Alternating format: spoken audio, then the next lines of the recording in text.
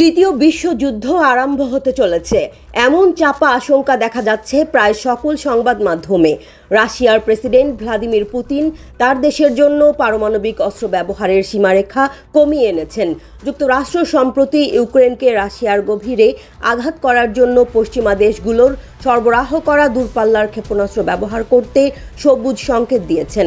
এরপরেই এমন সিদ্ধান্ত নিলেন পুতিন। মঙ্গলবার রাশিয়ার পারমাণবিক মতবাদ সংশোধন করে একটি ডিক্রিতে তিনি স্বাক্ষর করেছেন।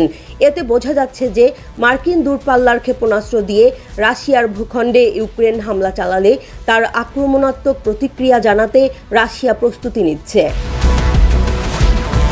বিদায়ী বাইডেন প্রশাসনের সমালোচনা করে রাশিয়া বলেছে, যুক্তরাষ্ট্রের এমন সিদ্ধান্ত ইউক্রেনে পশ্চিমাদের প্রক্সি যুদ্ধকে রাশিয়ার সাথে সরাসরি সংঘর্ষের পর্যায়ে তোলার জন্য নেওয়া হয়েছে। পুতিনের মুখপাত্র দিমিত্রি পেসকভ সাংবাদিকদের বলেছেন, এটা স্পষ্ট যে যুক্তরাষ্ট্রের বিদায়ী প্রশাসন আগুনে ঘি ঢালছে এবং এই সংঘাতকে ঘিরে উত্তেজনা আরও বাড়াতে পদক্ষেপ নিতে চাইছে। রাশিয়ার ভূখণ্ডের গভীরে সংবেদনশীল লক্ষ্যবস্তুতে ইউক্রেনের হামলায় রাশিয়া পারমাণবিক অস্ত্রের জবাব দেবে কিনা সাংবাদিকরা জানতে চাইলে পেসকভ বলেন, প্রচলিত অস্ত্র দিয়ে হামলা যদি রাশিয়ার সার্বভৌমত্ব এবং আঞ্চলিক অখণ্ডতার জন্য গুরুতর হুমকি সৃষ্টি করে, তাহলে রাশিয়ার পারমাণবিক মতবাদের সংশোধিত সংস্করণ তেমন হামলার প্রতিক্রিয়ায় পারমাণবিক অস্ত্র ব্যবহার করার অধিকার সংরক্ষণ করে। পেসকভ আরও বলেন, রাশিয়ার পারমাণবিক প্রতিরোধের লক্ষ্য হল সম্ভাব্য প্রতিপক্ষ যেন বুঝতে পারে যে রাশিয়ান ফেডারেশন এবং তার মিত্রদের বিরুদ্ধে আগ্রাসন চালালে অনিবার্য প্রতিশোধ কতটা নিশ্চিত। রাশিয়ার পারমাণবিক মতবাদের সংশোধিত সংস্করণে জোর দেওয়া হয়েছে যে পারমাণবিক শক্তি সমর্থিত একটি রাষ্ট্র আক্রমণ করলে রাশিয়া পারমাণবিক অস্ত্র ব্যবহার করতে পারে।